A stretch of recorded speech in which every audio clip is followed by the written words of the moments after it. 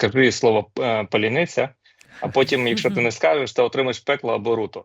А щодо того, стосовно спроможності наших, ну давайте почнемо з того, що в першу двадцятку світових лідерів виробників БПЛА в першій двадцятці вже є українські компанії. Тобто це показує про рівень наших спроможностей.